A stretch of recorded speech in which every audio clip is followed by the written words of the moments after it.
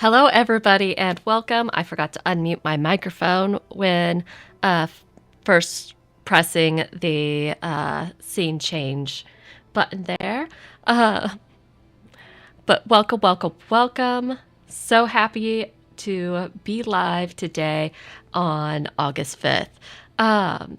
So, Final Fantasy today. Just going to be doing some random stuff. Honestly, not 100% sure what I'm going to be doing today. It'll be based upon what you would like for me to do because Wednesdays are typically a variety day stream. On Fridays is when I or when I try to dedicate more time to my main character, and Sundays I try to dedicate to my alt character. Um, Now, I do want to note for this upcoming Sunday, depending on how this housing lottery goes, I may spend time on my main character as opposed to my Sprout alt. I put in a bid on this large plot on my server.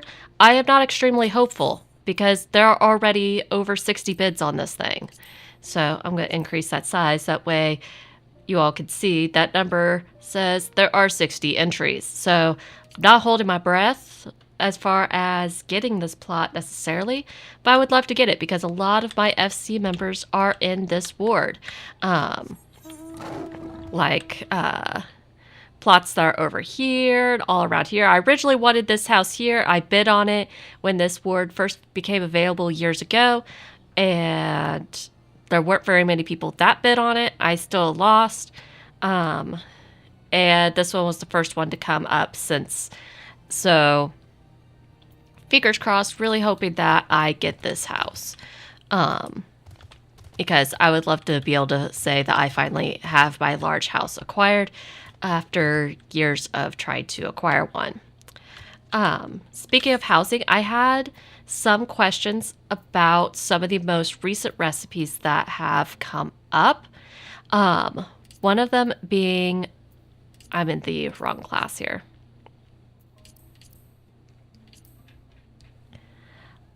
And let's see, it's probably only going to come up in master recipes.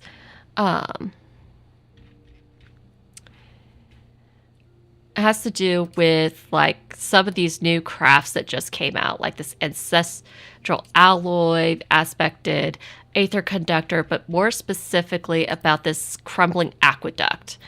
And the crafts that lead up to it. So here's where like the aspected aether conductor and all that stuff came in.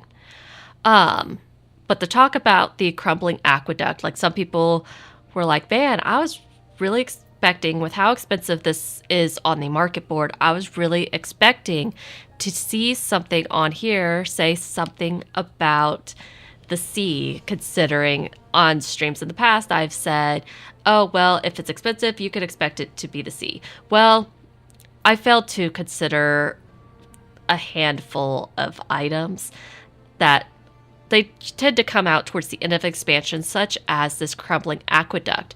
Last expansion, last expansion it was this smaller water otter fountain. They tend to come out. They are these higher star crafts that, for some reason, just looking at this surface level, it's like, why is this so expensive? Well, the reason it's so expensive is because the materials, so looking at this crumbling aqueduct metal, you see the special icon that's listed here. And when you click on it, right above the name, it says expert recipe. That's because this craft is crafted differently than your typical master recipes. There are different status effects that are happening throughout the craft.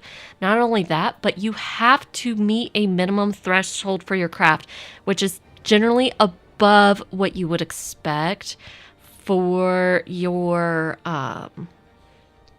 collectibles. With your collectible recipes, let's see, actually,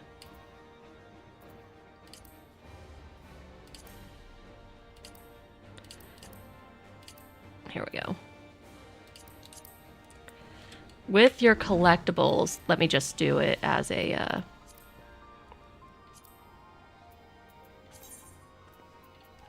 trial synthesis. That way I don't have to grab the items. You can see that right here underneath of the quality bar, there are these markings. This lower end means that you have to have the quality at least to that level in order for the craft to be successful.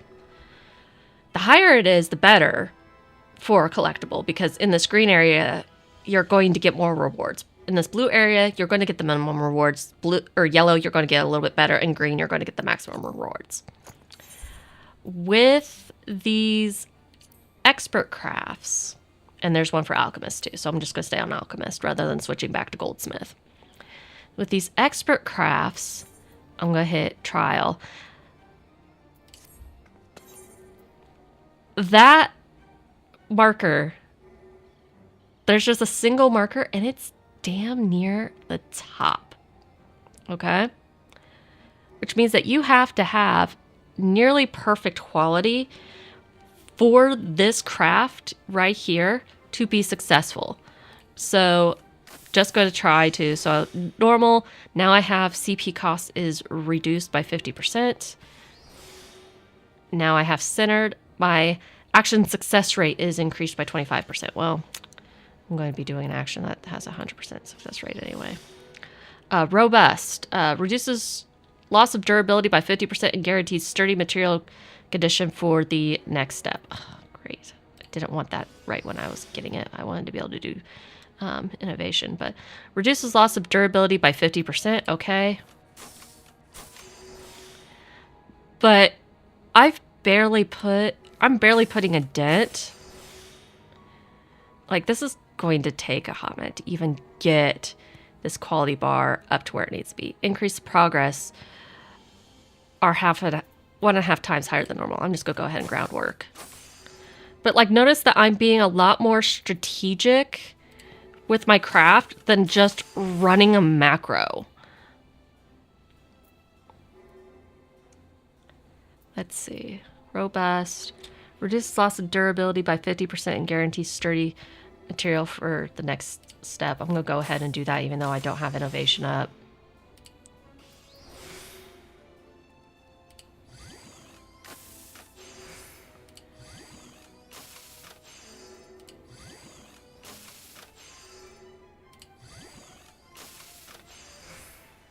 But I'm like over here trying just to get this dang bar.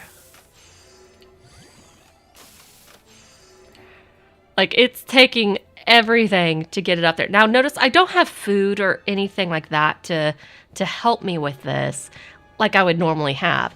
But that bar moves so much slower and takes a lot more calculation and precision to get it up there because of these altering conditions with your recipe. Not only that, but then to get all of these. Whoops, that's not what I wanted. I don't want to search the leaf. Damn it. A lot of these are from time nodes, and a lot of the time nodes hit at the same time. And then it takes a lot of aether sand. So it takes a lot of time and coordinating to get the materials, then a lot of patience to sit down and craft each individual little thing that you need for this aqueduct. So that's why you'll see when you look at the market board. So last I'd seen it had gone down from what I had heard it started at. But that's why you see these really high prices on the market board for this particular piece. It is a beautiful piece, do not get me wrong. And I could see where it would totally be worth it. And as you can see, people are buying it for that high price.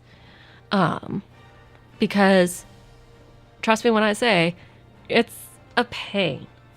That is pain to try to go through all of that. So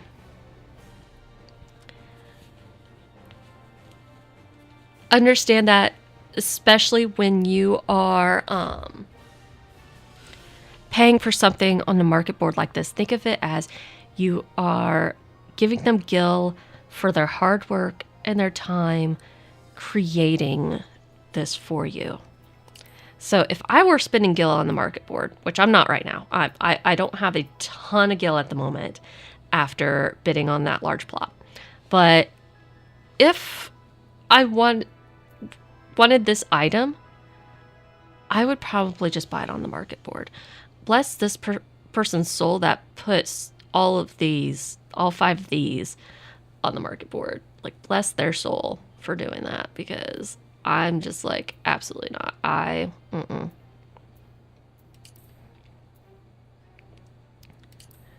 And you could price it out to see if maybe you can buy the materials and get there that way. But you could also see that the materials, like, you need 2 of these for a lot of these mats.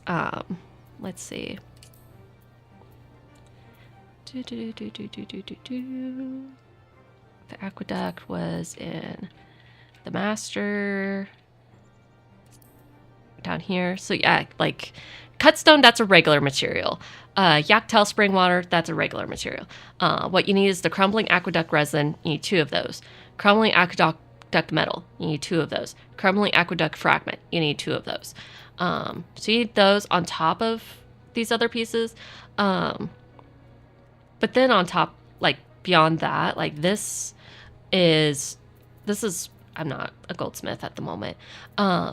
But this is not an expert recipe. So you could potentially be like, okay, well, I'm going to spend the 1.7 million for the resin, and then another 1.7 for the metal. So that's about 3.5 right there. And then another 6, then another 1.6. So yeah, at the lowest price on my market right now, it's better for me to just buy the final product. Like the 2 lowest are both under buying it piece by piece, even without considering the cutstone and the Yaktel spring water. So like in this particular case, is definitely a time and a skill thing that is the cost behind it. It's not quite like what we're seeing with the submarines or anything like that. So, like, yes, submarines definitely can take time. They could definitely take patience and all that stuff. But it's not a person that is going around and trying to gather all these materials and then watch each of these stats and optimize their crafting rotation based upon those stats, etc. So bear those things in mind when looking at things like that on the market board.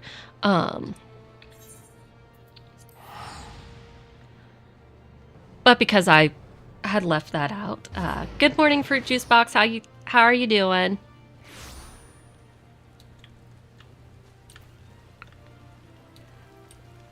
But bear in mind that some things are on the market board. It's not just because it's a new submarine thing all the time. It just, I feel like that's what happens a lot of the time until like towards the end of expansion. Then they drop something like this.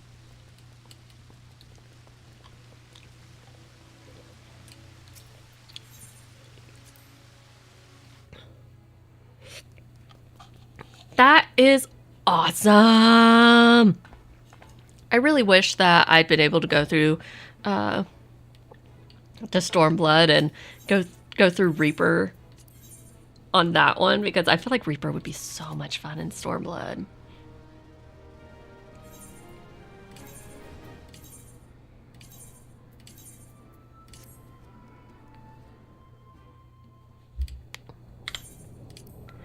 Like that would, yeah, I feel like, because I went through that one as Dancer, and it was okay.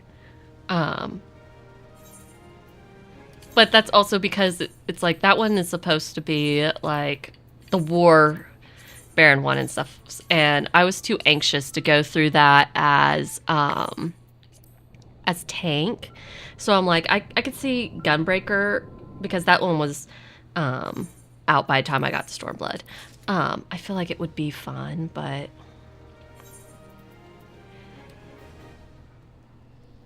yeah. That's why I took a long pause, because I was like, there's so much I want to say, but I'm not going to say it. Like the war stuff, I'm like, okay, with where you are in MSQ, you already know that we're headed to war and stuff. Like you're already there. You saw that in the post Heavensward stuff even. But yeah, I'm like, anything else, I feel like I would be giving away too much. But yeah, I'm like, I feel like Gunbreaker would have been fun. I had too much tank-anxiety, but I feel like Reaper, I probably would have had a blast with Reaper through that one. And Reaper, in general, Reaper's a really fun job. What is... Oh. I was like, what?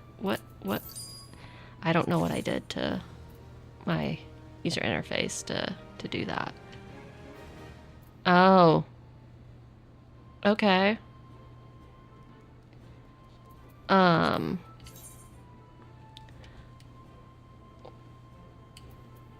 He brought me back an old tome top, I think.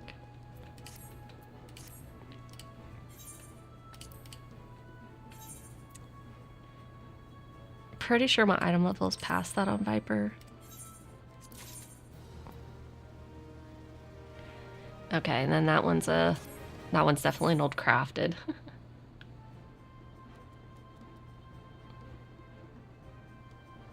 I feel like that is totally fair, but do keep in mind that I feel like Reaper's still a good fit for Shadowbringers.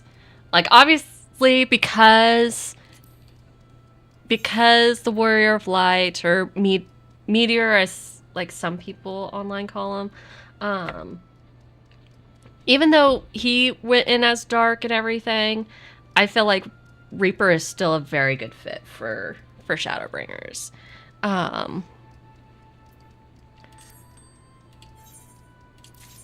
Oh man, that one, yeah, Reaper would seriously be super fun with that one. Whoops, I don't want to edit my retainer comment.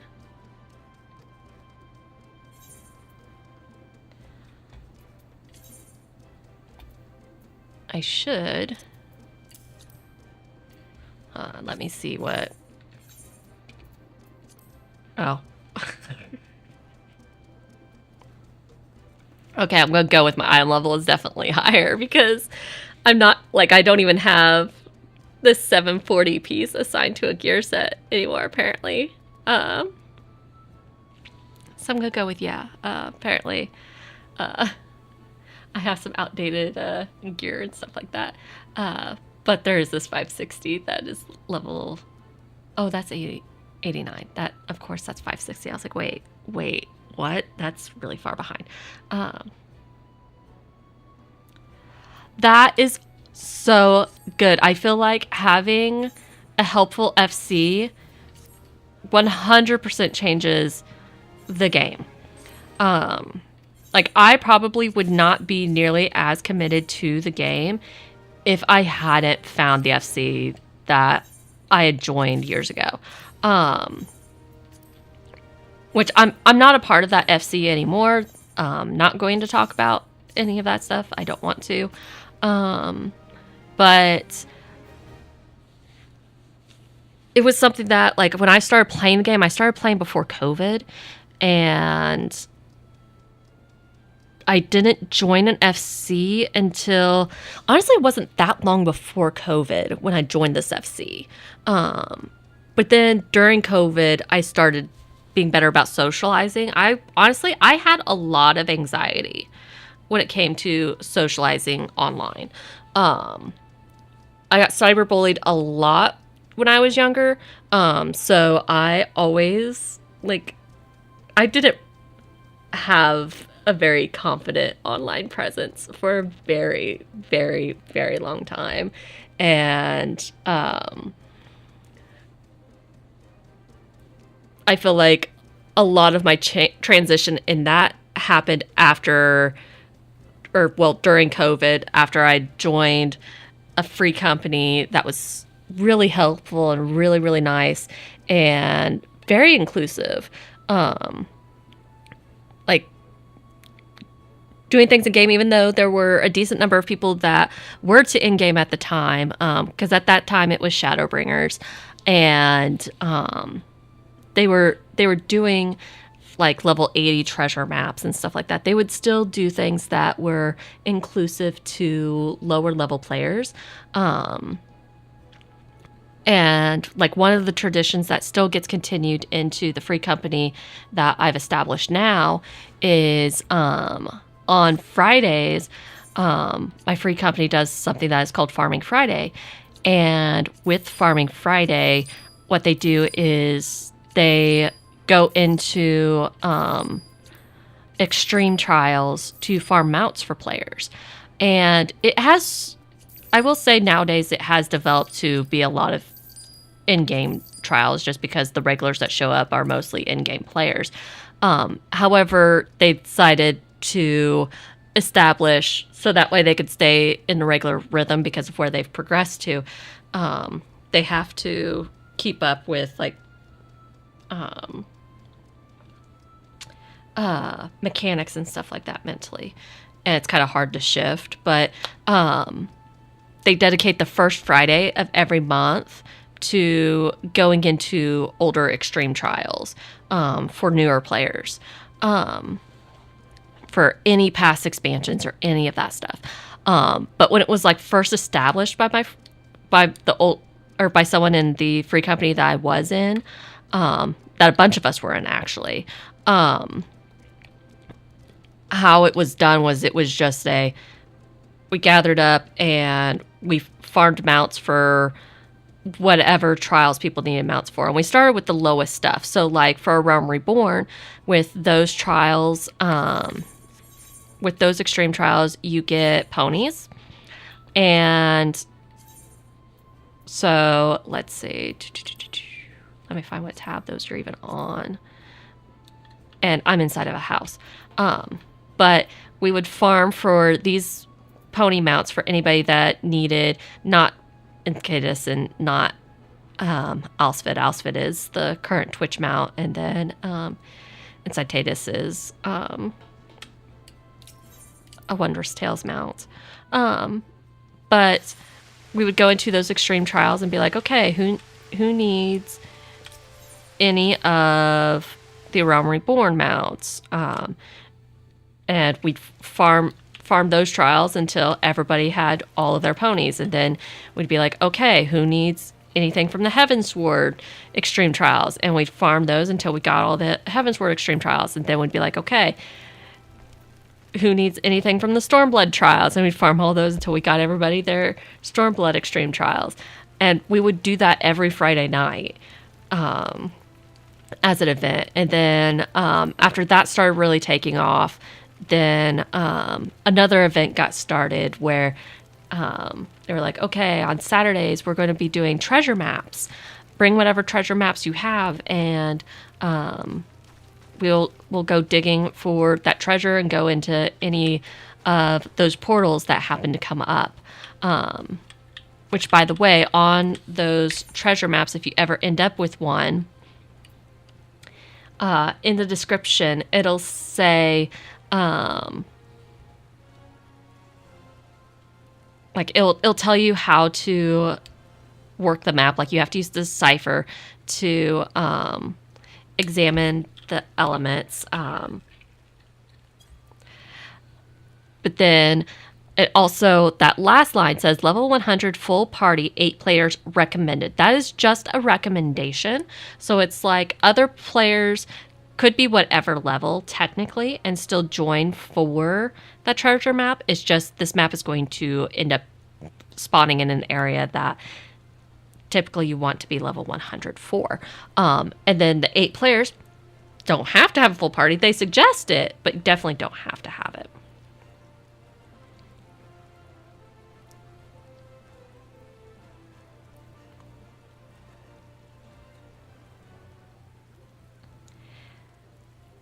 Yeah, that's absolutely awesome. Like, I feel like especially those small free companies, while they don't do like a lot of events stuff like that, like my free company isn't necessarily huge by any means. There, it says there are 79 of us. A bunch of us have alt characters, so like there's definitely not 79 of us. Like, let's see, like I actually have a whole rank called Shadow dedicated to people's alt characters for sure, and a state surveyor. Also more alt characters for people. I need to delete that rank. That rank isn't even needed anymore. And I'm pretty sure some of the sabbaticals are probably also more alt characters of somebody or another's. But we definitely have plenty of alt characters. So it's like that number is at least slightly bloated. But with smaller free companies, especially, it's so nice for making those bonds with the other people of the free company. And yes, so many people are just happy to hop in and help with stuff,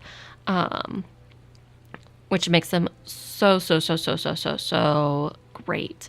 I always got anxious when it came to like large free companies, like the ones where they're like, well, if you don't log in every so often because of the membership cap, we're going to boot you.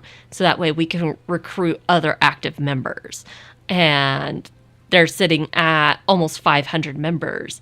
Those ones always make me anxious because it's like there's so many people.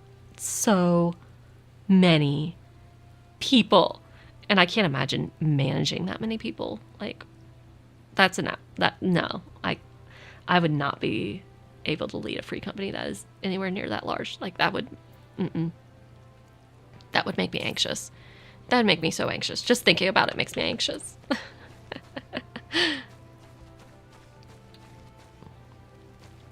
Yeah, I absolutely love free companies that do stuff with like the Sprout characters, like you said, like helping them, like helping you with learning Reaper and running dungeons and explaining your rotation and things like that. Like, that is absolutely awesome. Yes. With large free companies, like there's just so many clicks and they form, and then it's like, okay, like it just feels like a lot of high school drama. It feels like it would be high school drama. And I'm like, I'm not playing a video game so I can relive high school. I hated high school. Like, I don't want to go back to high school. I'd prefer not to ever do that again. Like, that just, no, absolutely not to high school. I don't know why my brain just thought of this. I wanted to look at, I'd seen in that ward, I wanted to look at a gate. But yeah, I'm like, there was so much drama in high school and so much stuff that I'm just like, why would anyone want to relive that? Unless they were like some big popular sports athlete, I guess, which even there, like some of the sports athletes, I'm like, why would you want to relive those days? I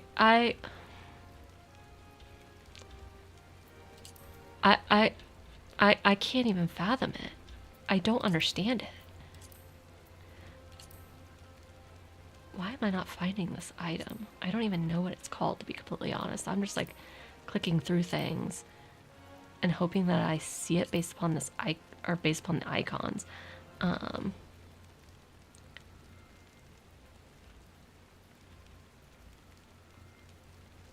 It's definitely not the pinwheel. Oh, it's probably just this garden gate. Yeah, and people are glitching this garden gate in there. That's what I think I've been seeing people doing.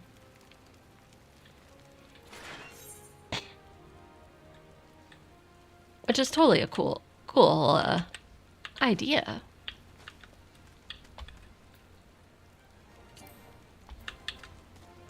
Oops. Fine. I will get into the estate area before I use that, I guess. I actually don't know if I have... Oh, I must not have got garden gate.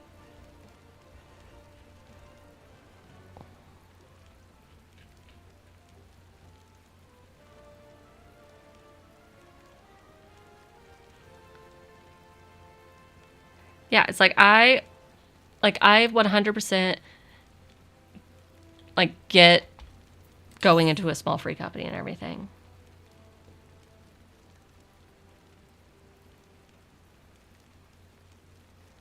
So for me, there were multiple reasons for alt characters. So with my alt character that I stream on Sundays, that one is really just to go through the story again. That is really all that one is for. But for some of my alt characters, so one of them,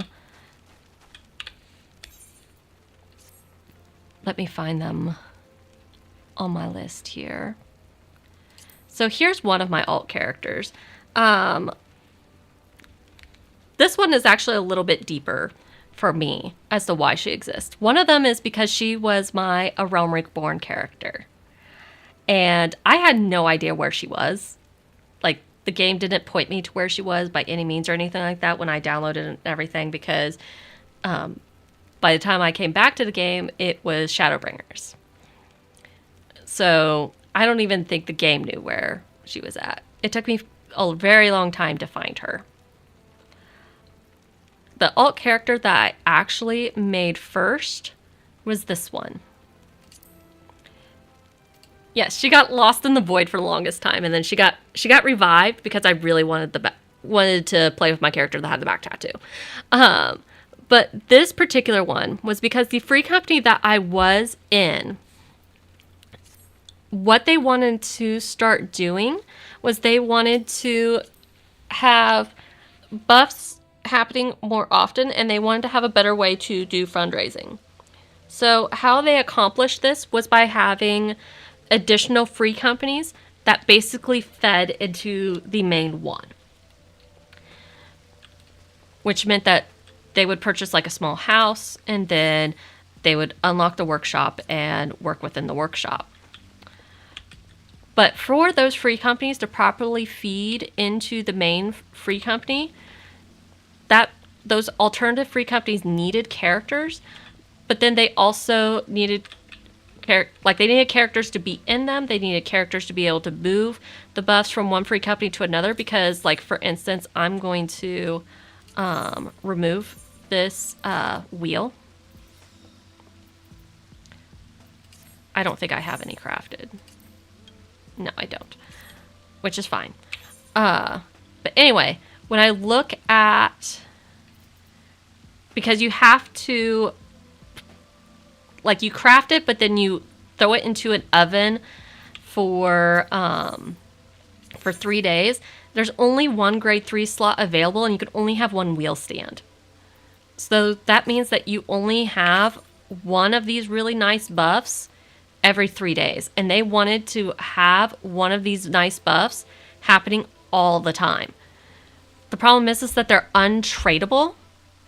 So basically we needed these characters to be able to hop between the free companies to load uncharred, like they're just regular grade 3 wheels of confrontation, into these ovens so that they could be primed, pull them out when they're primed, go back into the regular free company and load them in.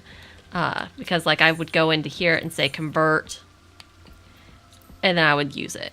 I'm not going to use it right now because I have a feeling that my free company is going to end up popping it when I don't want them to use it right now, because we're in a bit of a content void. But yes. So it was like there was that aspect that I needed an alt character for, but then I was also trying to help another member out because she was also doing fundraising, which we were doing with submarines. And it was a lot easier to just have our characters in those free companies doing the crafts in there instead of trying to craft them in the main free company and then move them over. So that character, where is she on this list? There's the first one.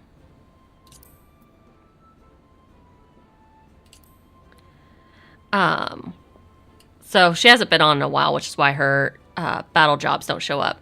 But all of her crafters and stuff are all at least level 80. Now, by the time Endwalker came out, I'd left that free company and established this one, and I ended up not doing things the way that I used to. So that's why she only has a couple.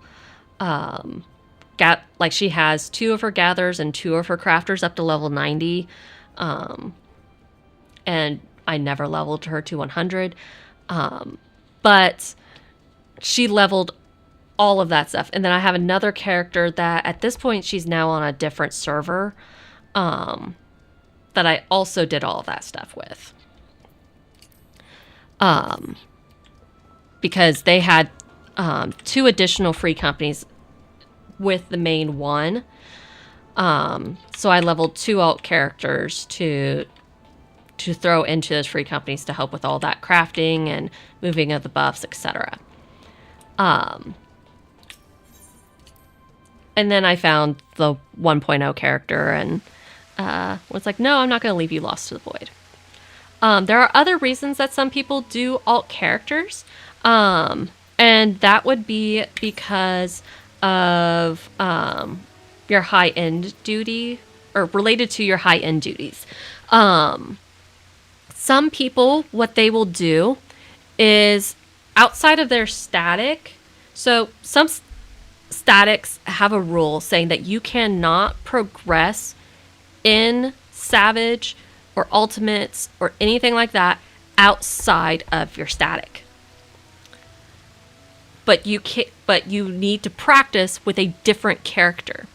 And the reason that is because of loot rules. Because with loot rules at the start of a patch, when a tier first releases, if no one in the instance has cleared that week, you'll get multiple chests with drops. If even one person in the party has cleared for the week, you lose a chest. And that gets reduced based upon how many people have cleared that are in the party for the week. So how people get around that a little bit is so that they can have practice outside of their statics and make progression and all that stuff, is they have an alt character. And sometimes they'll do the progression and stuff on their alt character and still meet with their static on their main, or they might progress on their main, and then if they get the clear on their main, they'll join static on their alt character. This is especially helpful for statics that meet like later in the week, because resets happen on Tuesdays. So like if their static meeting times are Saturdays, Sundays, and Mondays. Well, that's a lot of eggs to put in a basket and find, oh, hey, my static might not clear for the week. So someone that's like that might go in and, okay, I will take a drink. Hey, David, I should have known. As soon as I saw a hydration check, I should have known.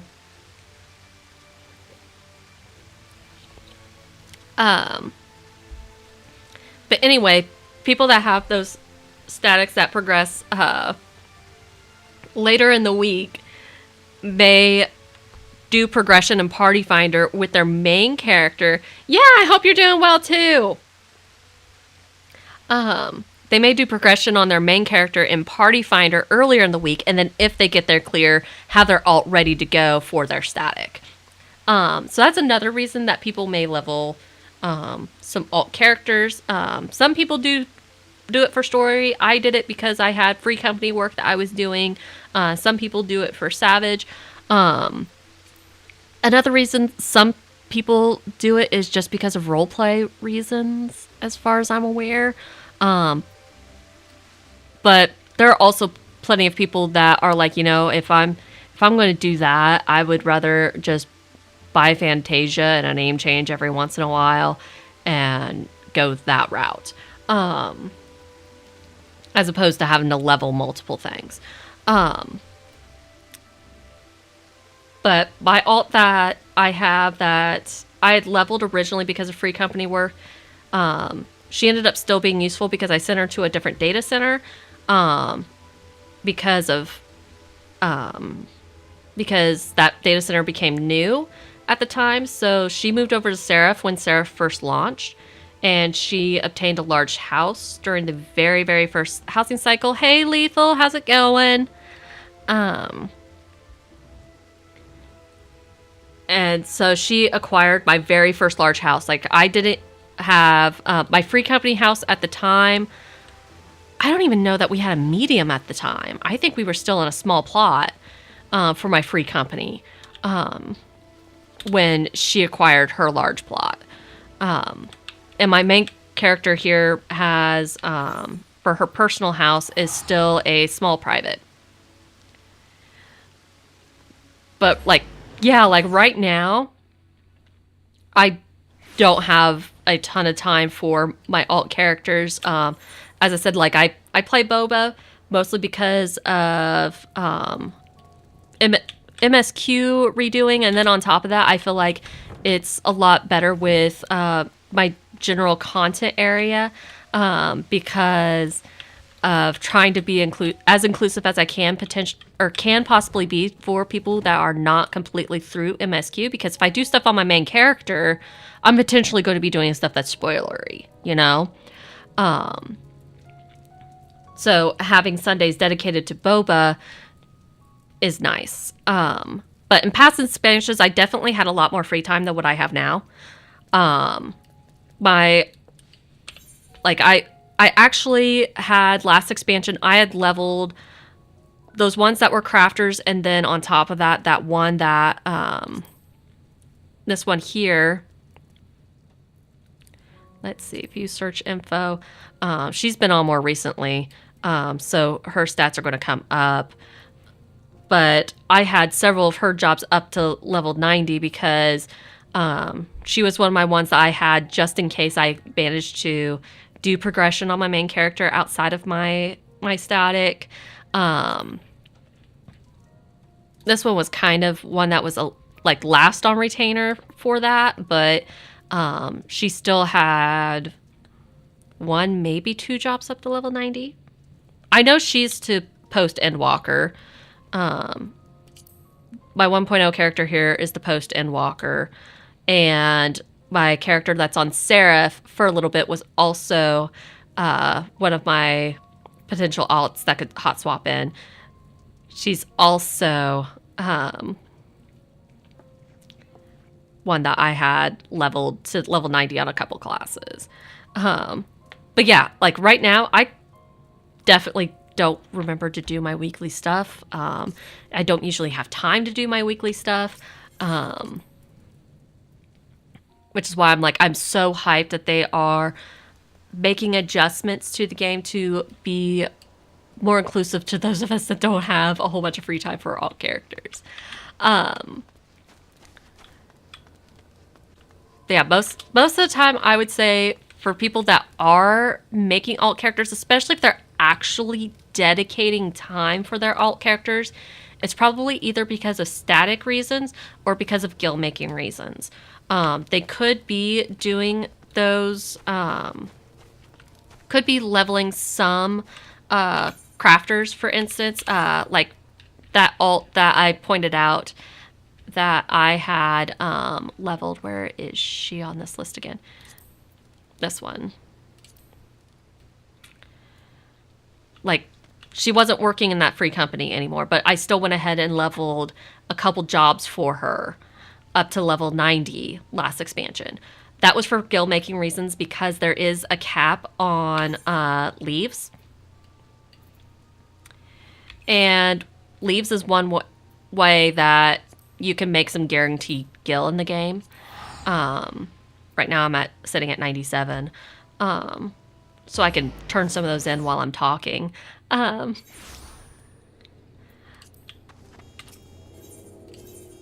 But I was like, you know what? I already have these crafters pretty dang high as it is. I may as well take advantage of that and just do these leaves and turn them in. I was also already in the habit of doing a whole bunch of these. The gil from them can be pretty decent. So particularly if you turn in high quality. So I'm just going to turn in those 3 tinctures right here. And with these 3, so you can get a lot of experience from them. But you get the double gil for it. So there's 11,000 gil with just 1 turn in.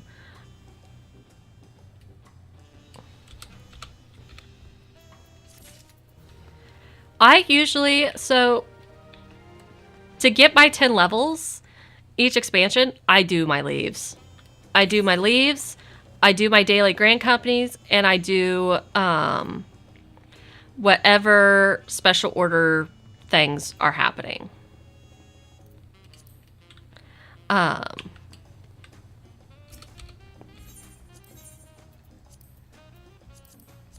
I definitely, I start with, or well, I guess I should say I start with doing whatever I guess crafter group quests are available. I do those first. And then to get me from one quest to the next one, I go to for leaves. For where you're at right now, I actually, for Stormblood, I actually don't think there are battle leaves anymore. And like they stopped doing them in Heaven's Ward, if I recall correctly. And the battle leaves, they're not great. They're okay. I did them for a long time, but they're not worth it. Like there are just so many better ways for experience, and I didn't really notice with the gil. And on top of that, it's so much it's so much faster with the crafting ones. Like you could stockpile whatever you're turning in and just keep going back and forth between 2 NPCs and just turn them in. So yeah, I did some of the battle leaves, but they weren't great, not really worth it. And I think that's one reason why they did away with them was I somehow doubt that people back then were like, by the time they got to Heaven's Ward and stuff, were like, no. Because another thing that's nice about doing those is you could send retainers out to get materials for you. So, like for instance, for making those tinctures, cines, I'm so used to calling them tinctures, because I can't remember. Yeah, they were tinctures last expansion. But this is what I'm turning in, is this Cunning Craftsman Tisane, or however it's pronounced. I don't have a whole lot of peppermint. And yes, totally take advantage of those retainers. Get them off of their lazy butts and take advantage of them. Make them do all the dirty work for you. Like they are some of the easiest gil, because they do the work. You say, here's a coin. Go do this work for me. Because I don't want to go get peppermint. You go get it. So, like, especially for these crafting leaves, yes, take advantage of them.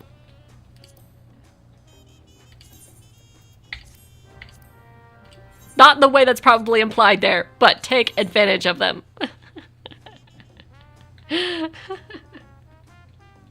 Yes, they can come back with super rare drops. Like the other day, my fishing retainer came back with a venture coffer.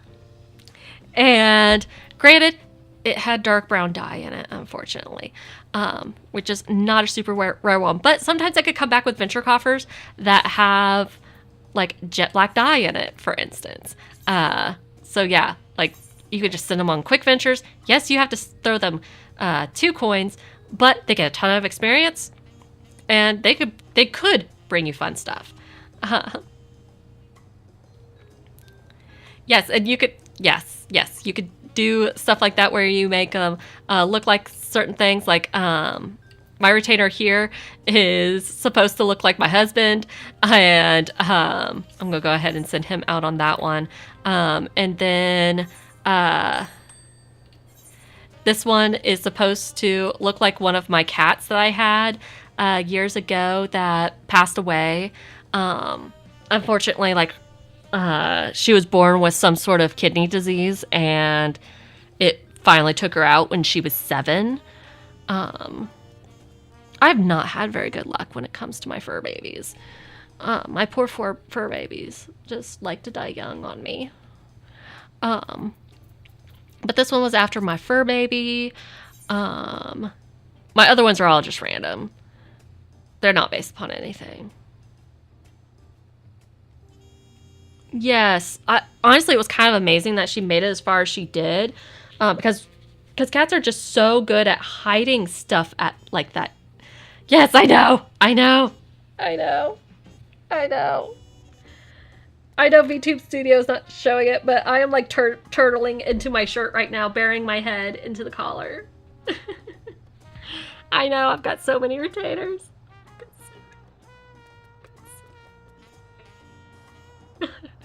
Like, the worst I have heard, I'm not the worst one out there, as far as I know. The worst one that I've heard is I know someone that has 9. They have 9 retainers. They have 9. And like, that makes me feel a lot better about my 7. For the longest time, I only had 6, but then during Endwalker, I needed a Fisher.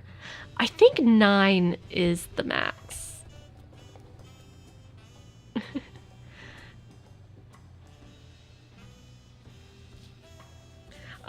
So for naming mine, the 2, Pumpkin Yo-Yo was because my cat's name was named Yorichi, and obviously the name Yorichi wasn't going to be available because popular Bleach character, right? But we called her Pumpkin all the time. Like, I'm pretty sure she thought her name was Pumpkin. So we called her, so I named her in-game Pumpkin Yo-Yo. Just Yo-Yo to kind of get the start of Yorichi. But Pumpkin because we called her Pumpkin all the time. And Leon Masso is because that was my husband's game name. The other ones are just because of the gaming or the name conventions. The Ceramidank was because I think that, if I recall correctly, with the Ara naming conventions, a lot of them are more of Mongolian descent. And if I recall correctly, it had something to do with the moon in Mongolian, if I recall correctly, with this name. And then Emeth and Thalanil, I think, are both Elizin names. Those ones, I'll be honest, I'm pretty sure I just used a name generator. Ah, yes. 10 if you count the companion app. That's right. That's right, yeah. So you could buy the 9, and then if you do a companion app, you get another one with the companion app. Yeah, because I think one of mine is because of the companion app. And then the others are additional ones that I pay for. Have fun, Lethal. Have fun. Or at least as much fun as you can. But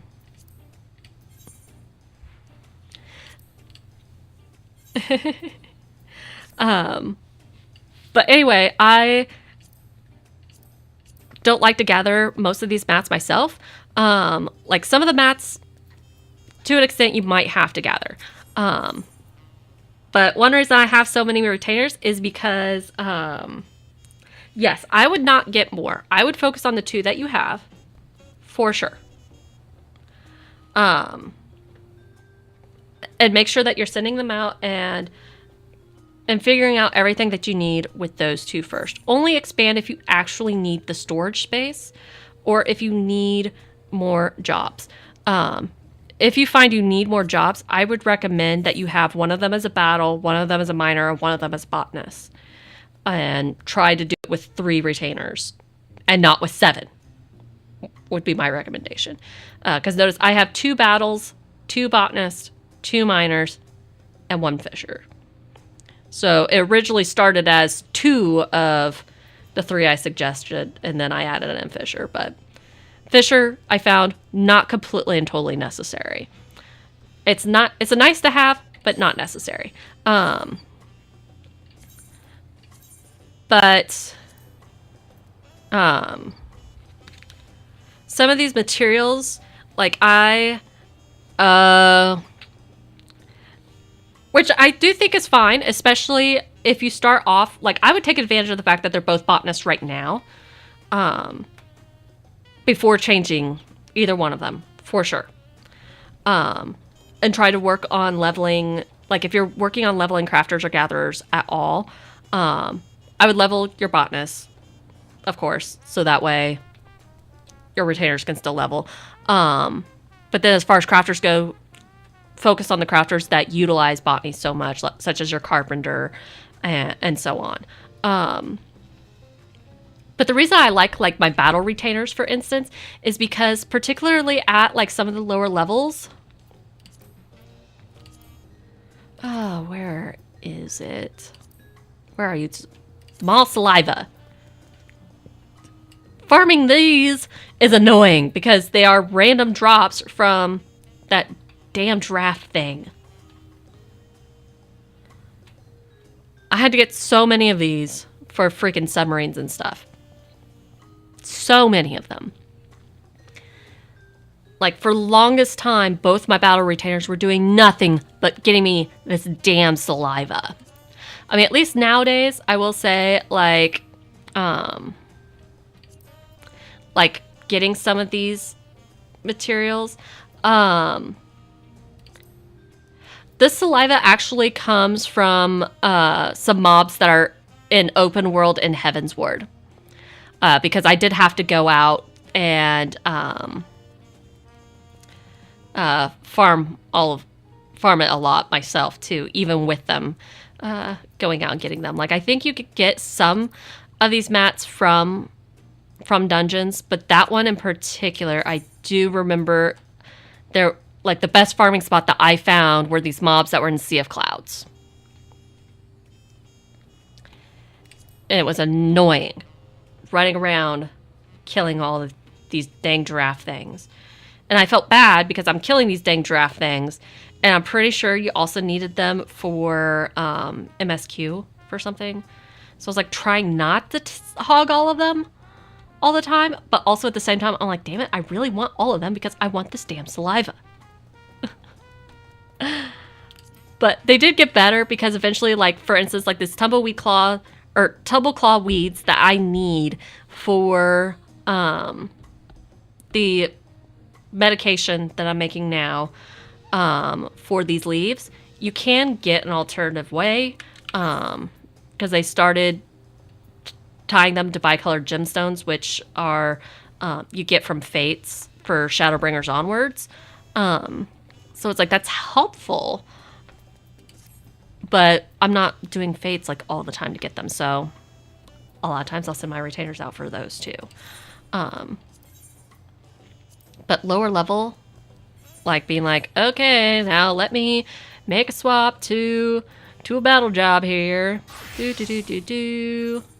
And let's see, 770. Yeah, that's what I thought my gear was at. I'm gonna change my glamour plate real quick. What do I want to wear?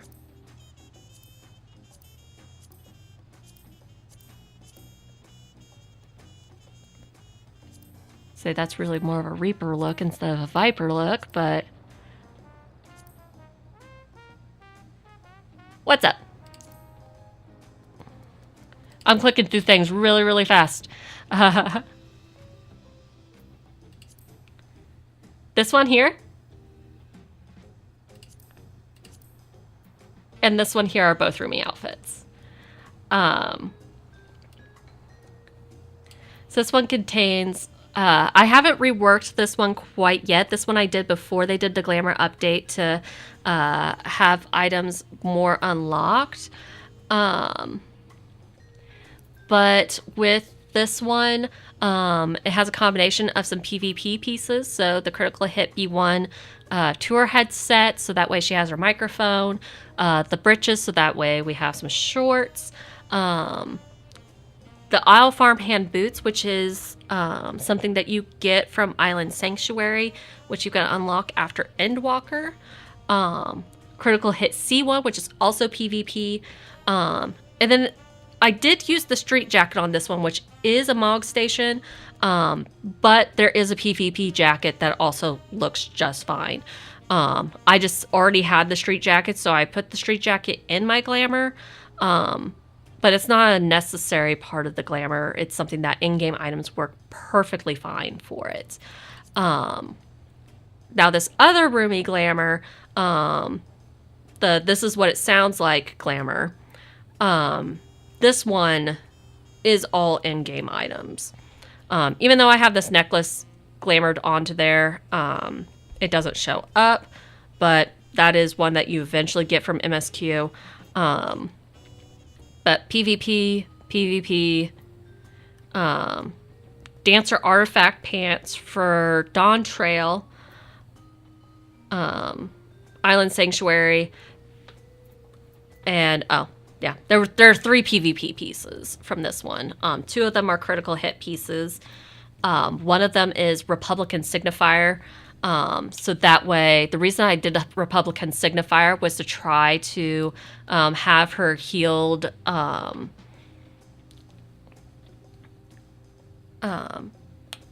her healed patterns, because her patterns still leave some scarring behind, and since there's not really a whole lot of ways to tattoo them to look like, or even have war paint on the body or anything like that, and this is one of the few pieces that has that, I went with this piece.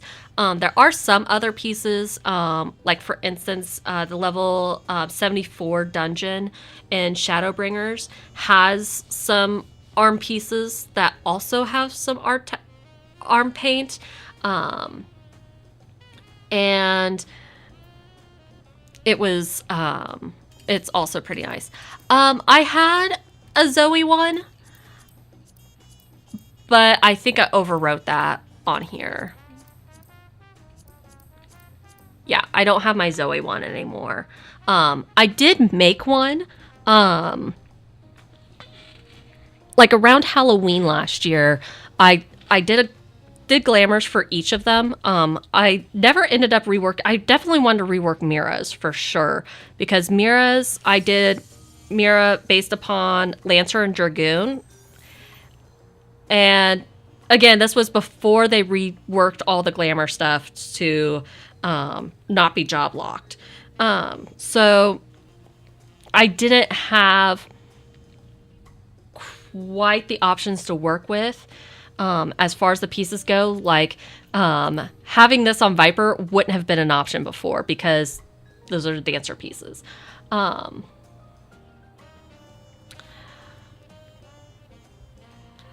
You do not have to have a dedicated glamour for each class necessarily. So the reason I picked specific classes for the 3 main girls to help me with picking glamour pieces, but then also I really wanted to match their characters in general. So like Rumi, for instance, I specifically picked Viper, not necessarily because, I mean, all of these pieces were unlocked at the time. Like, they all say all classes. But I picked Viper because, like, Viper just matches Rumi's persona. Right now, Viper is the main character. Rumi's the main character, just has that very main character energy. As alternates, I'd picked Samurai and Paladin because those are also very I'm the main character kind of jobs. And then for Zoe, even though like Ninja makes a lot of sense, I primarily picked Dancer for her. Because Zoe is very much the supportive role. Like, yes, she still does damage and she can still hold her own and everything like that, but she is very much there to be supportive of Rumi. And so I picked Dancer for her. The top that I had for her glamour was this exact same top that I have with Rumi's This Is What It Sounds Like glamour, but I had dyed it a bright blue. Let me actually go to it in, because I'm sure I could potentially like remake the look.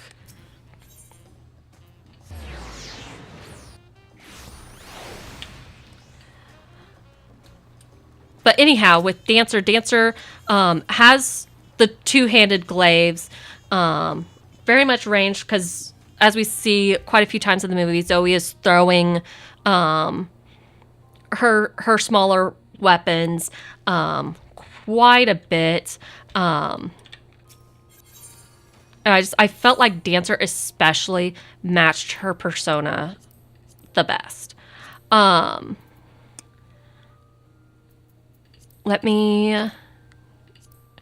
the reason I picked Lancer and Dragoon for Mira, I might have done this one. No, I did this one. And the reason I just said that just now is because I know these two pieces die differently. So the A1 and A2 die different from one another. Anyhow, with Mira, the reason I picked Reaper and Dragoon was because, Dragoon was a very natural one for, because she uses a lance just like a Dragoon does. But I actually preferred Reaper for her just because Mira has a much darker side than the others. I feel like she is the black sheep. She is the dark horse. But again, Dragoon and Reaper are also, of the melee DPSs, they are your more supportive melee DPSs, whereas Viper and Samurai are very greedy. Like, they are the ones that need that backup and need that support. Which is why Rumi was Viper or Samurai and Mira was Dragoon or Reaper. And on top of that, I feel like with Reaper's slashes and everything, it goes very much with how all of Mira's slashes and swings go in the movie. Like, overall, it just felt much more fitting to have Mira in that capacity. Which pants was it? They looked similar to these pants. I know it wasn't these ones, though. Might take me a minute to recreate this, because I'm picturing in my head exactly what I did. Oh, it was these ones. And I think it was dye 2. The yellow. And I feel like I did that blue or black or something like that. I may have saved it somewhere.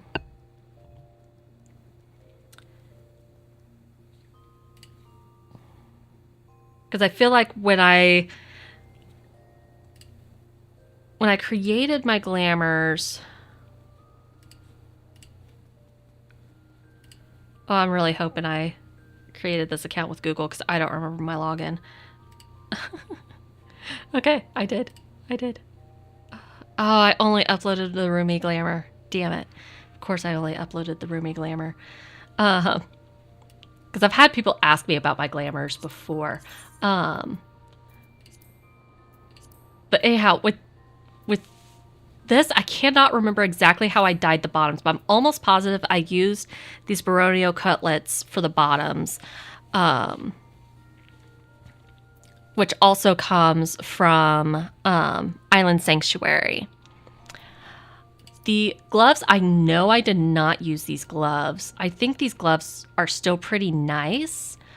And these are the Endwalker artifact gloves for Black Mage. Like, I think that they are very nice and very fitting. But as I said, like, I did it before job, like, you could apply these to any job. So by using these gloves, I would have tied Zoe to being a Black Mage, which that does not fit. That does not fit Zoe's persona whatsoever. She is way too spunky and bubbly for that.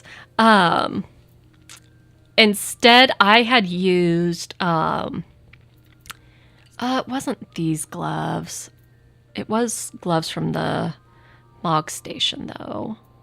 Where are they? Where are you, Mog Station gloves that I'm looking for? They're probably in the armoire. Now that I think about it. Yes, I think I used the street handwear here. And then I think...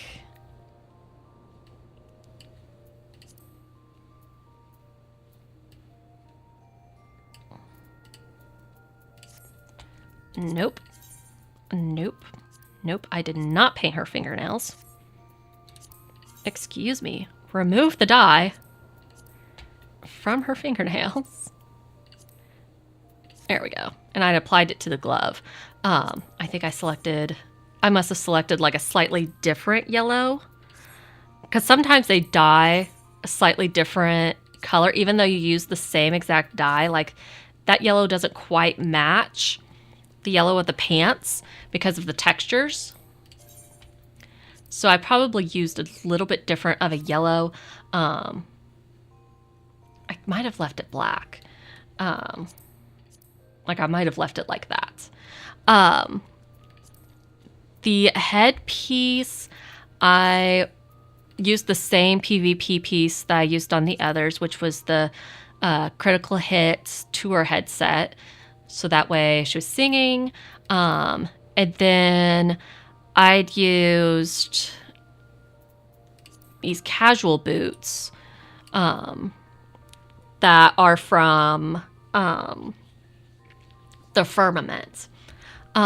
So these are an in-game crafted, or these are an in-game piece, rather than using, so these calfskin rider boots are also an in-game piece. They could be a bit more expensive than the casual boots. There are also some other tennis shoes, if I recall correctly, from the Mog Station, but I used the casual boots for. I feel like these pants are still wrong. Maybe I didn't use these pants. I mean, I feel like these pants are still fitting. I don't think it was these ones.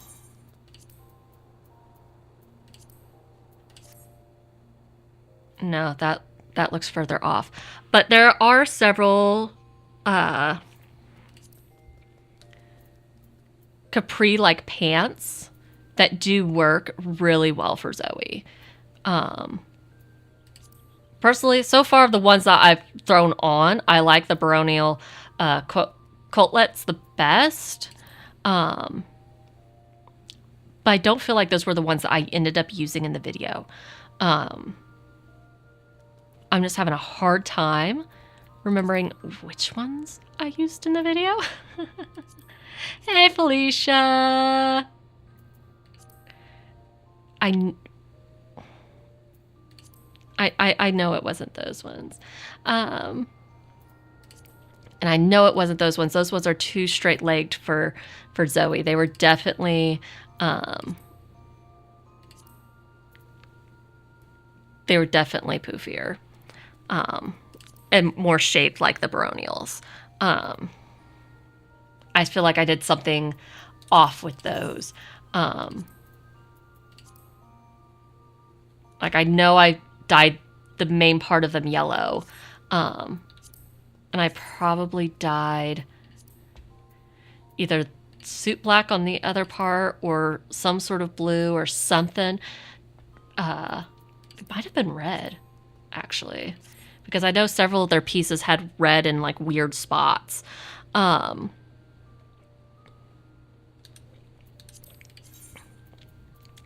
red definitely doesn't look right, so I don't think I had done red.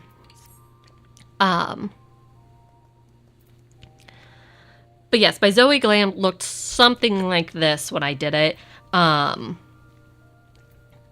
Because I remember hers was also gear that was really flexible. And I had her, as I said, I had her as dancer because of the range and the glaives. And dancer is, as a physical range, is extremely supportive.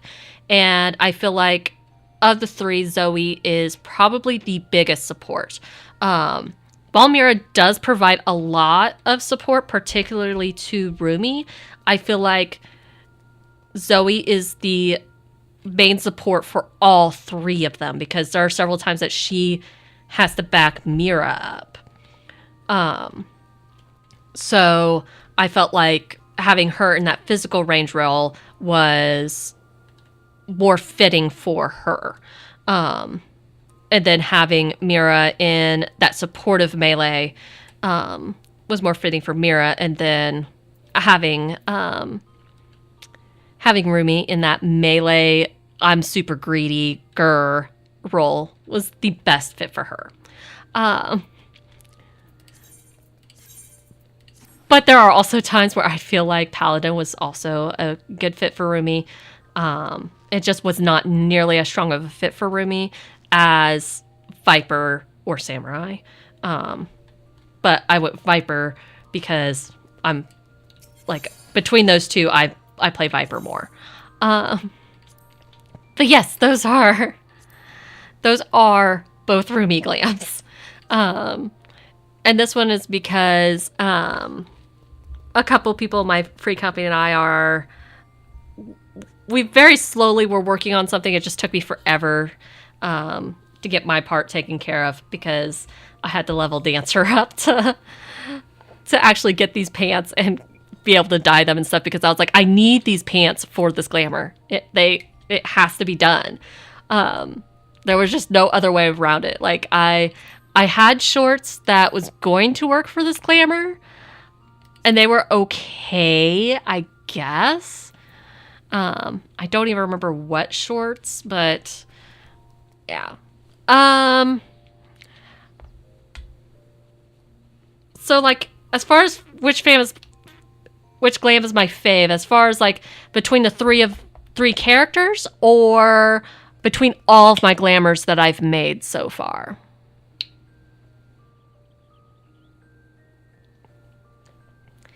Because I feel like the answer varies.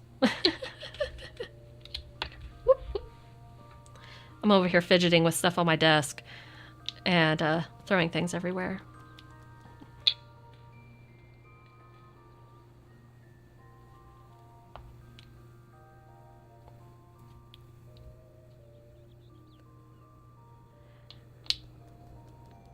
Like as far as like the three gals,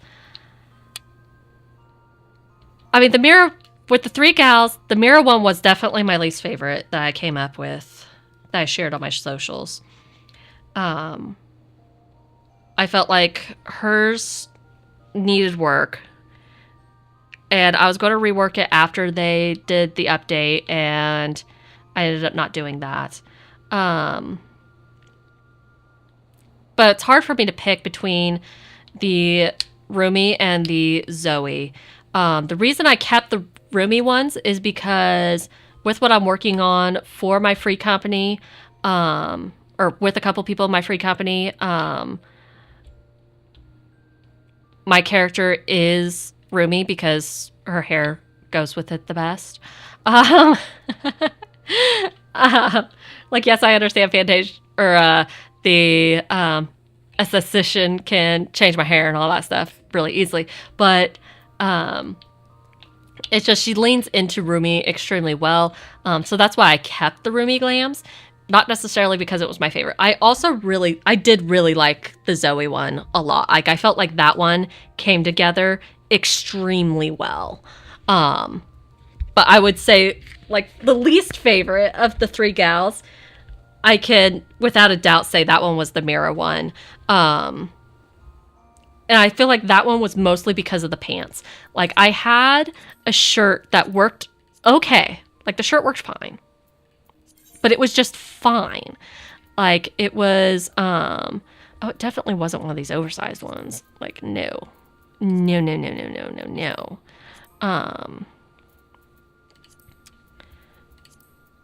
Where is... It definitely wasn't that leisure top. But...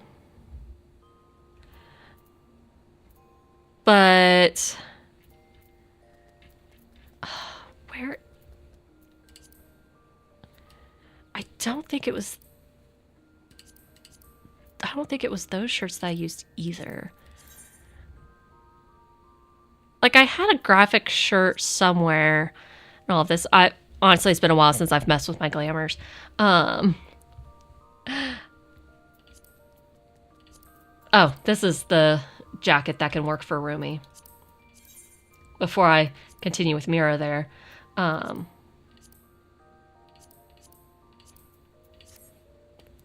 This jacket can also work for Rumi.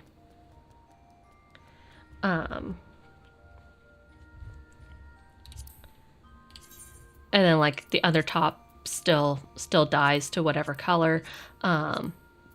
But this one's an end game. This is also a critical hit, so it's also a PvP top. So that would put vast majority of Rumi's gear coming from PvP, to make it really accessible and really easy to obtain.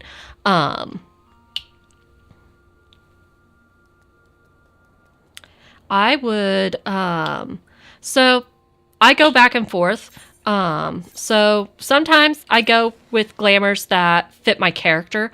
So like in the case of Viper here, I've been doing the Rumi glamours because they fit the Rumi persona, and then that's just what I'm going with there. With Ninja, this one I went with the class. So I'm going to move my camera a little bit so we can see it better.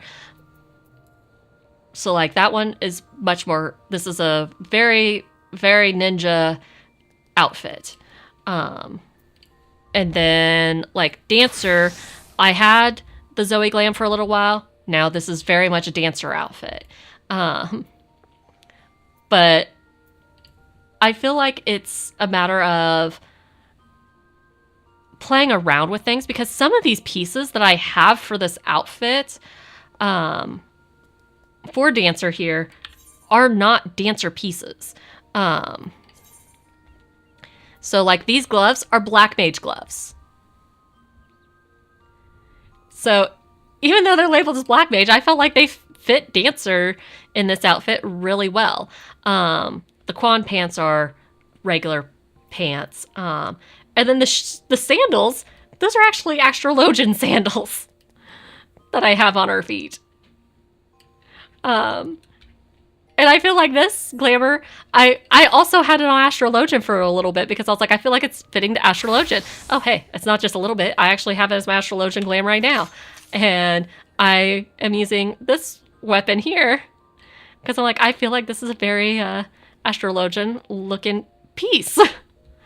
But then, like, let's see, Sage.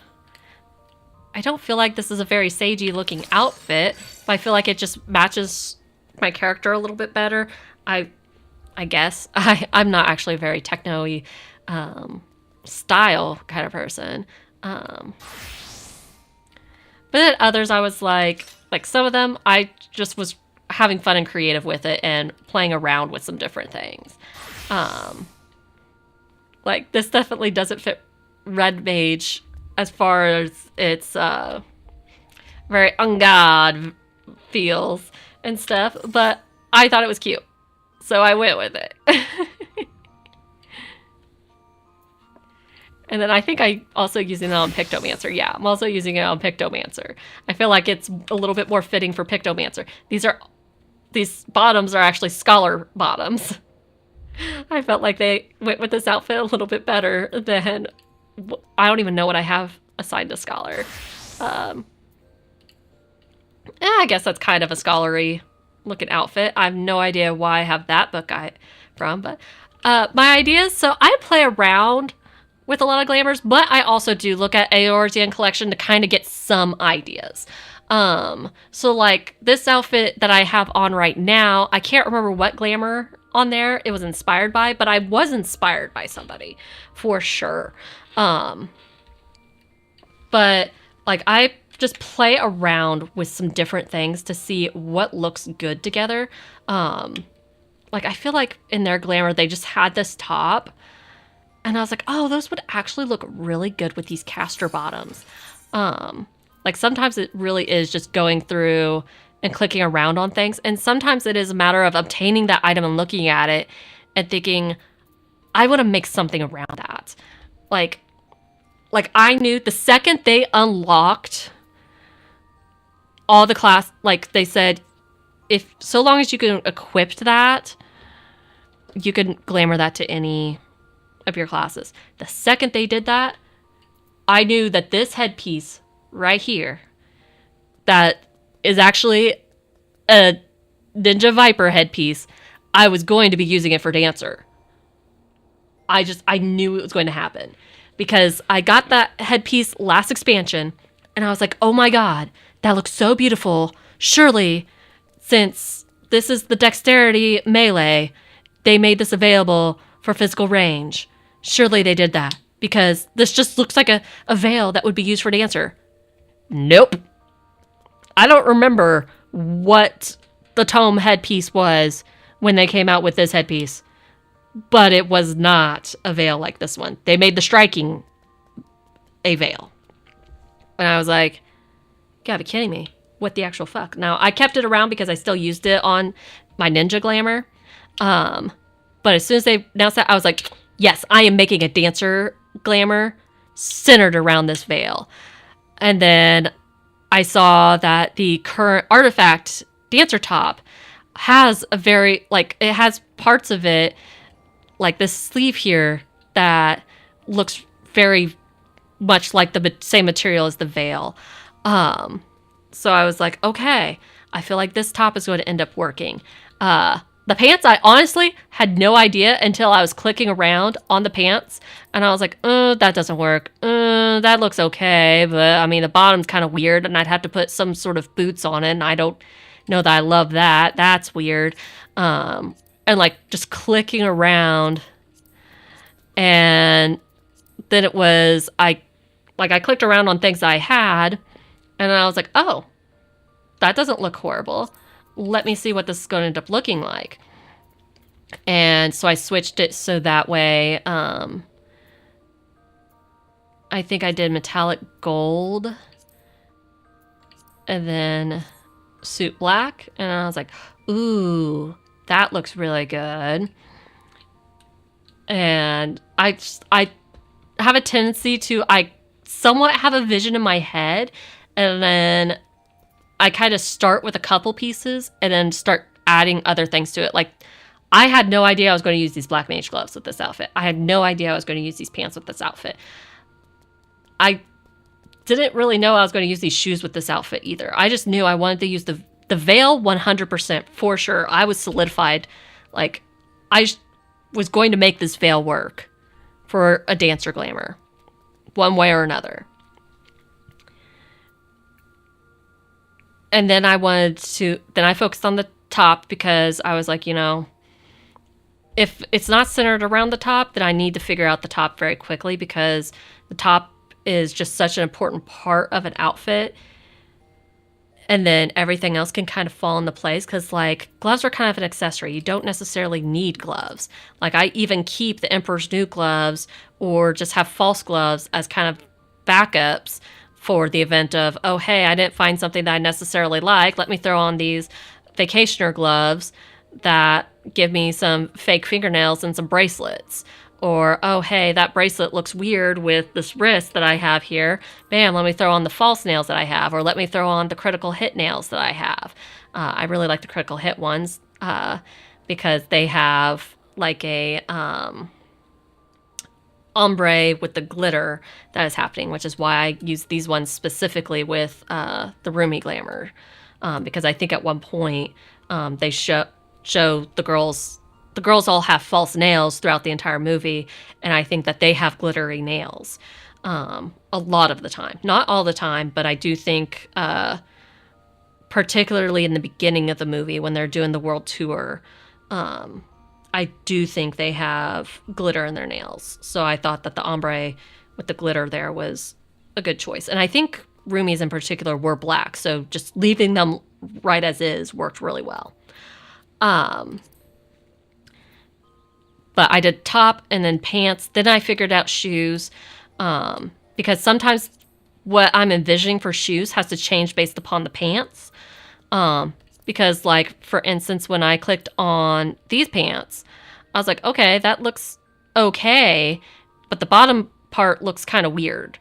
And sometimes that will change based upon, oh, hey, I just picked a pair of boots that are really high up that are going to cover that up, and oh, I picked boots that are too low. That's not going to work.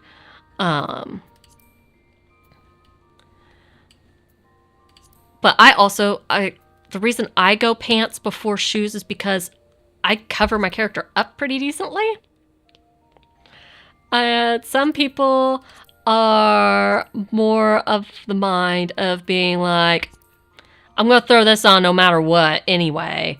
So may as well figure out the shoes first and then throw on the pair of undies that you're going to throw on your character.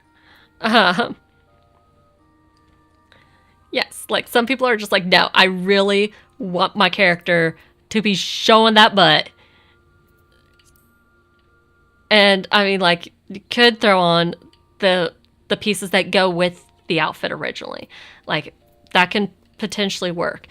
But like these bottoms don't exactly work as is, but you might have like a pair of strappy higher shoes that could potentially work. I don't think these ones in particular work, but they could have worked. Like the Vera shoes, like, could potentially make some of these shorts that have all kinds of extra things with them work. So like I tried to do bottoms and shoes kind of together. Like sometimes I flex what pants I picked. Yes, the 2B is I don't wear the 2B.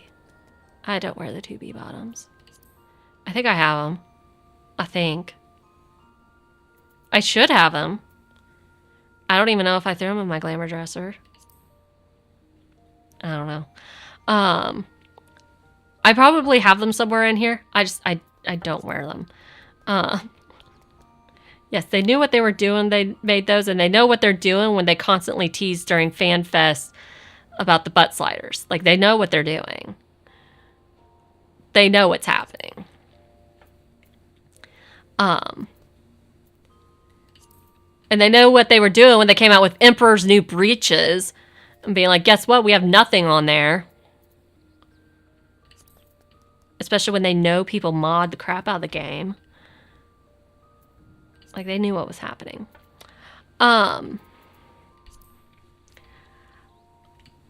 yes, like, I will kind of play the pants and the shoes hand in hand because, like, this bottom, I don't necessarily like the bottom itself. I like the bottom part of these bottoms with the little extra straps with the shoes because I feel like with certain shoes, it can look really, really cool.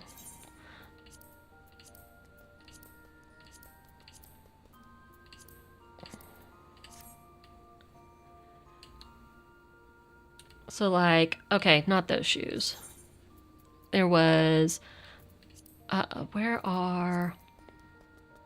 I've used them with these shoes before.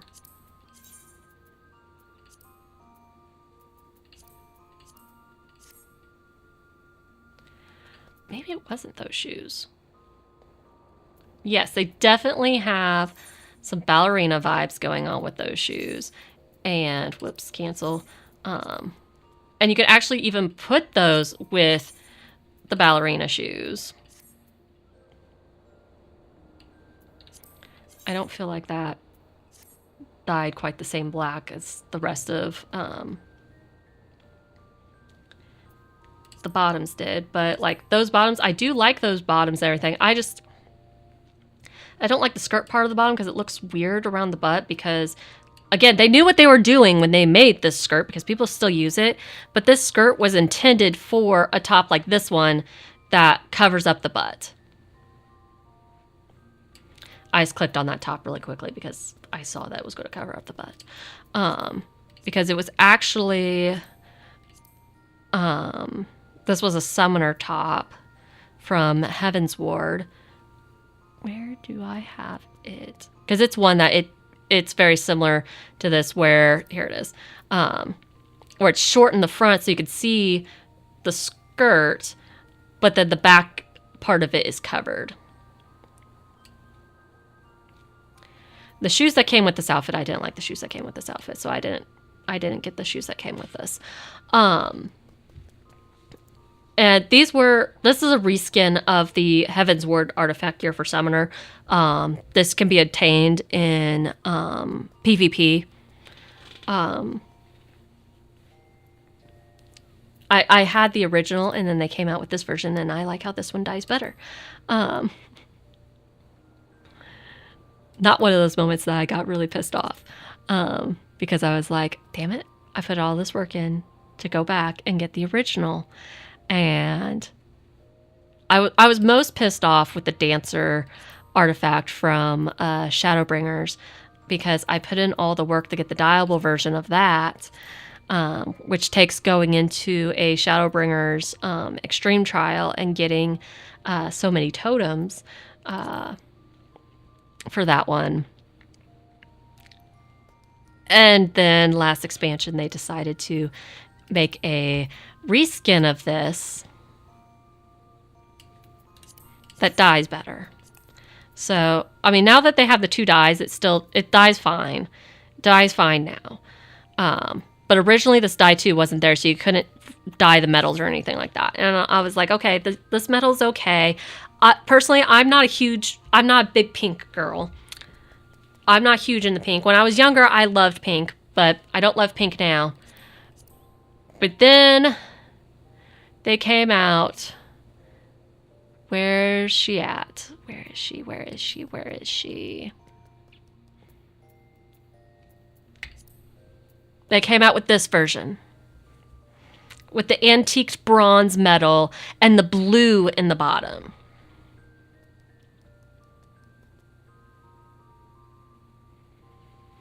I was like, you gotta be kidding me.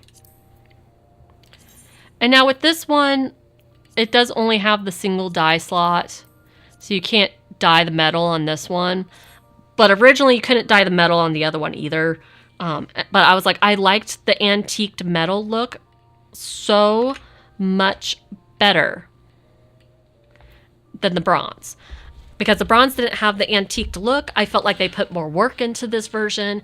And I was like, this is just a bit of a slap in the face after going through that trial. Because I did that trial during Shadowbringers too.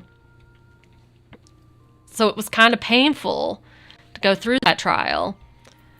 And then they did this, and I'm like, damn it. Of course. Of course.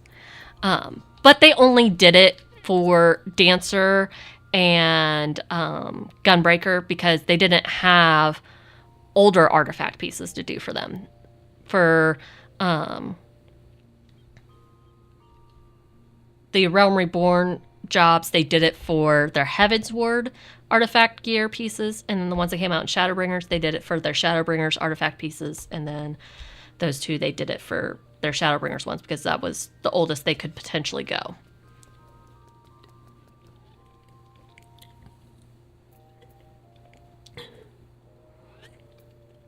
Yeah, honestly, with putting together my glamours, I tend to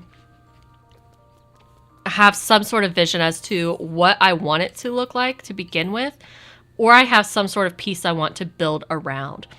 Like for this particular gear set for Reaper, I knew I was in love with the current Reaper artifact top, and I knew I wanted to build this set around that.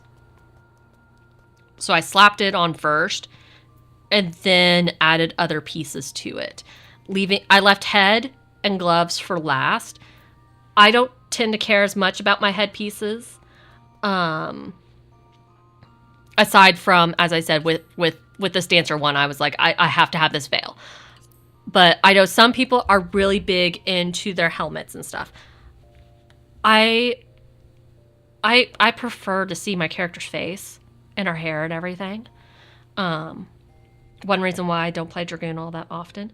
But it was also one reason why, like,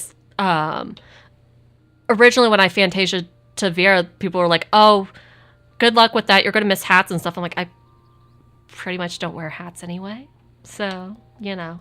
Like, real life, I will totally wear a ball cap. But I'm just like, I don't want to hide her face. I want to show her face. I mean, especially her hair now. Like, I love her hair.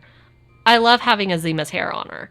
I want to show that off. And with this particular set, it ended up working out really well because of how feathery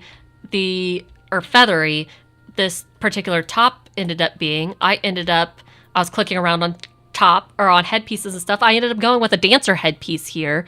And then I dyed it so that way it would better accent everything. It's like parts of the purple look like they're a part of my hair, and then there's black to kind of better accent the top, and kind of bridge the two a little bit. And then the pants, I think, those are also the artifact pants currently. These boots just have a tendency to be my go-to boots. I love these boots. They come up quite a bit, but I mean, there are also some other boots that would have worked with this. I have my safety boots. Those boots actually look really, really good with that. I actually gonna save those boots. But yeah, sometimes it's just clicking around. Like, I had no idea those boots were going to end up looking better with this. And I had no idea I was going to be like, ooh, actually, I'm going to change to those boots. But yeah, particularly with the accessory pieces, like boots and stuff like that, I save those for later. And then, like, the last, I worry about the right side pieces absolutely last. Because vast majority of the time, I don't want my rings showing anyway. So I just hide them, hide my bracelet. Because, like, especially around Reborn stuff, looks so ugly. And then, honestly, I find it hard finding rings that I like the look of. So most of the time I do Emperor's New. I'm like, I love this finger guard, but it doesn't go with this outfit. This one it's okay. I actually don't like that one as much anymore. I much prefer how the Neo Kingdom looks, but it just doesn't quite go with this outfit. So, Emperor's New. Like, sometimes I'll have a necklace, but I have to, like, really like the necklace. These ones are just because I didn't want to let go of those Savage necklaces. But like sometimes I'll throw this necklace on there. But it's not super often that I really like a necklace, so I tend to hide those. I have no idea why I have this. Oh, I think there was a glamour that I had that this bow worked out really well with. That's the only reason I have it. But for when I'm creating new stuff, like if I'm just wanting to create something based upon what I have, I start with the top and then I click around and try some different things. But But I definitely look at Eorzea collection to kind of start drawing some inspiration. Because, like, for instance, like this top. This top took going into a whole bunch of side content in Shadowbringers. Never would I ever have gone through all of that had I not seen it on Eorzea collection first. So I wouldn't have had this to dig through and try out and all that stuff. This top came from custom deliveries. I don't know why my brain was not finding custom deliveries. This top came from an old Savage raid. Yes, that's the dialable version. This top came from Island Sanctuary. But I definitely look on Eorzea collection first to kind of get an idea of where to start looking, because a lot of people have collected a lot of items or seen pictures of those items and are like, ooh, let me go try to obtain that item and put together a piece or put together armor around it. And you might find something that's kind of like what you're looking for. Like this one is for a Gunbreaker. I actually mixed up, like I did a Gunbreaker top, and then I have those same Reaper bottoms from that Reaper outfit. I thought looked really nice with this Gunbreaker top. But I have Machinist goggles on. Now, I'm not usually a big fan of goggles, but I was like, I felt like this could really work well. This is an outfit that would also work well for Machinist. And I put on Gunbreaker boots. And apparently Bard gloves. Why I picked Bard gloves, I don't know. It must have just been I clicked around and was like, I like how these gloves look. And I just happened to have it on hand. But when I was putting together these glams, it was mostly I had an idea that I wanted to center it around, and then I built around that. Like this one, I just gotten this new top from PvP, and I'd just gotten these goggles, and I was like, I want to use these two together, and I want to build everything else around that. And I tried on these Gunbreaker bottoms and played around with the dyes, and I was like, ooh, with how these striped parts dyed with that top looks really, really cool. And then I put on these shoes, and I played around with the dyes on the shoes, and I was like, oh, this is really, really coming together. And I threw it on the street handwear to finish accessorizing this one. But if I don't have pieces or I don't have ideas, I start with Eorzean collection. If I do kind of have ideas, I start with what I have and see if anything looks good. And if I don't have anything that looks good, then I look at Eorzean collection. I'm like, okay, is there something that is potentially on here that might look good with this? Because on that site, you can filter based upon gear pieces too. So you can search and be like, okay, I want glamours that include the Model A2 tactical top. And just search with that criteria, and it will come up with glamours that utilize this top. Or say, I want glamours that utilize the Moonward Veil of Scouting or the Moonward Veil of Striking, depending on which one. I specifically wanted to do this one because I felt like with Dancer and Astrologian, I felt like the gold was going to work best for both of those, because I feel like a lot of their stuff has more of their gold or brass accents. Whereas the striking one, if I recall correctly, it has it's a silver. Yes. Yeah, that one's a silver. So I wanted to do the one that has the gold accent, or the brass accent, I should say.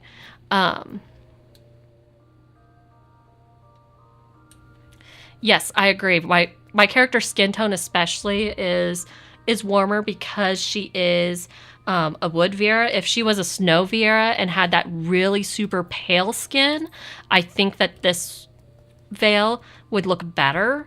But because she has the much warmer wood skin, definitely the warmer looks better with her. With it being so close to her face.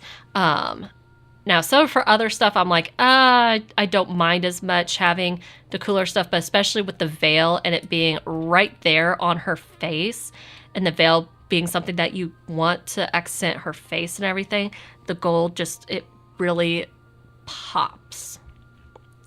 Yes, yes, yes. And black and purple, I feel like black and purple are such a dynamic duo. I absolutely love doing black and purple. For a while, like my Roomy Glamour actually started with that jacket that I showed earlier, wherever it is at now.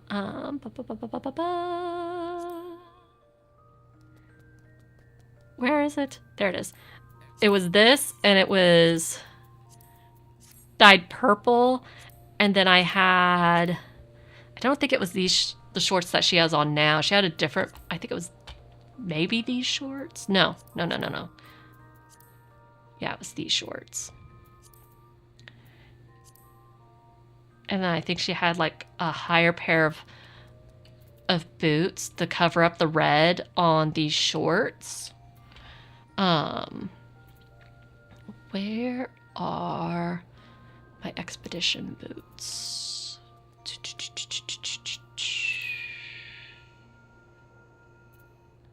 I hope those are Wayfarer expedition. Yeah, I think it might have been these boots. I honestly don't know if it was these boots. I just have a tendency to use this pair of boots when I need something that's going to be thigh high, mostly because I like the little dagger that's right there.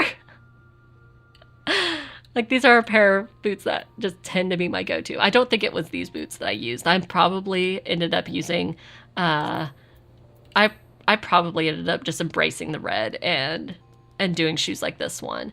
But I had something that had, this jacket was dyed purple originally. And I do have a tendency to also go blacks and purples. And my most, like this glamour is purple. And the only reason the metals aren't black was because it was cheaper for me to use the pearl white instead of dyeing all of those metal pieces black. And this is one of the few cases where this one I actually did use the striking version of the top instead, or of the headpiece. But I really like how this one looks with the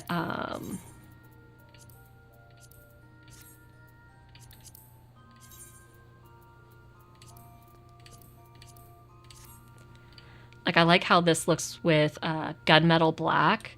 And I really wish with this veil I could dye that silver to the gunmetal black. But also a very skin outfit. This is like one of the few times that I was like, okay, I feel like this might be a time to do skin. Oh yes, that would also, ooh. Now I'm going to do that. Let's see. Oh, not the metallic purple. No. There we go. And I'm going to switch these to the critical hit.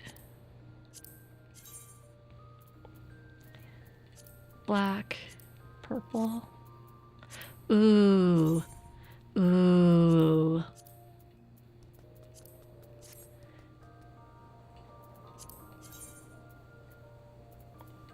And then dyeing that black. Ooh, that is really pretty. I do like it that way too. I think another reason, oh, that's the other reason I didn't do the metal as black, is because of the fringe on the headpiece. That's the other reason I didn't do it that way. Because I wanted the fringe on the headpiece to work, because like the striking one, the fringe on the headpiece is this beige, or it's supposed to be the bronze like the front is. So that's the other reason I had done the white, was because I wanted it to go with the fringe as best I could. that was the other reason.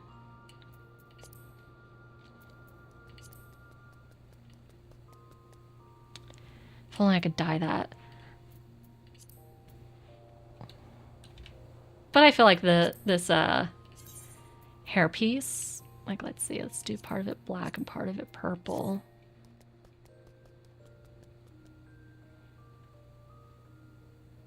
I actually don't care for that hairpiece as much as I thought I would. It looks okay. Just not with this outfit. I could just go, like... if only that purple dyed the same... with the same metallic sheen as the rest of the outfit. I feel like that headpiece would look really good. Oh my gosh, I completely lost track of time. Just now realizing that it's 2 o'clock. So I do have to head out. So for anybody that's not a part of the Discord, yes, I'm just over here having fun and clicking around with things in the glamour dresser, just not even paying attention to time whatsoever. I'm just like, nah, time doesn't exist anymore. This is the headpiece that goes with it. I don't like it with this character's hair, especially this piece that like clearly just cuts through that disc, like whatever.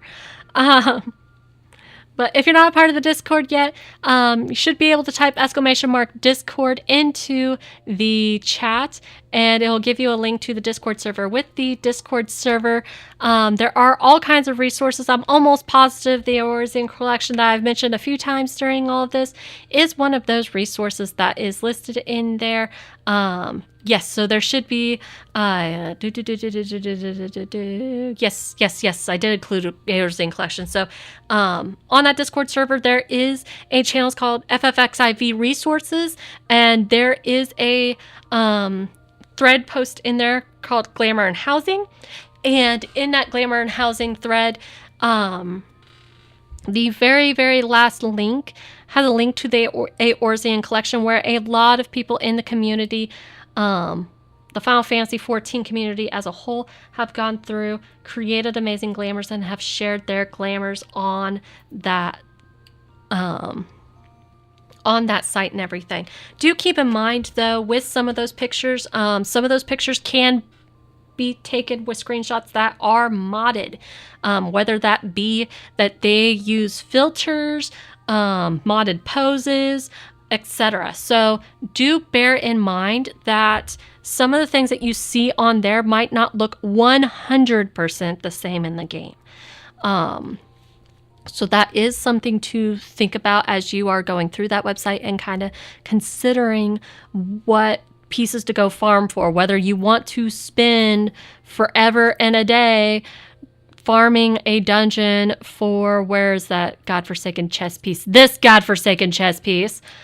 I spent a long time farming this dungeon that this chess piece drops from. So long. I had to have ran it 50-something times before, and I was running it solo, by the way, so I was getting 100% of the drops before this damn chest dropped for me back in Shadowbringers, just for an Endwalker, for them to come out with a reskinned version that is crafted. So,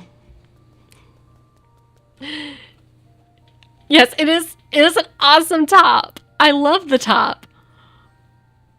But the whole farming it and then them reskinning it, and again, I like how this version dyes better. I don't like how white this version is, because I dyed it black, but the main body is still white. And this one I also dyed black, and it's so much more black. But do keep in mind that Eorzean collection may not look 100% the same in game.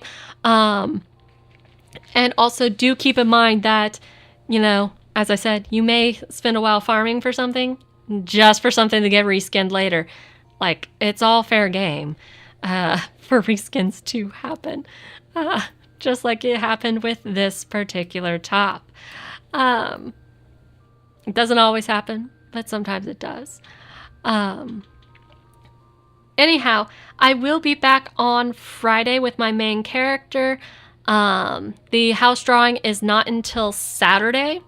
So I should know Saturday as to whether Sunday will be a stream with my Lalafell alt or whether I will be doing some stuff for my new for a new large house. It just depends on how that drawing goes. Next week, my husband is on vacation next week, so I will not be streaming next Wednesday. Next weekend is tentative, but Wednesday for sure I am taking off. I also, thinking of it, I might take this Friday off. I'm not 100% sure. Just because he's been having a really rough go with it at work, and I really want him to be able to relax and enjoy vacation. So I might hang out with him Friday night. But anyhow, thank you all so much for joining me for stream today. If anybody thinks of any questions or anything like that, of course, feel free to post them into the Discord.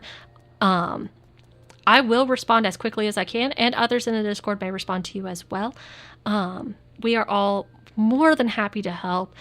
So many people in the Final Fantasy XIV community just love helping other players. So do feel free to ask questions and chat with us.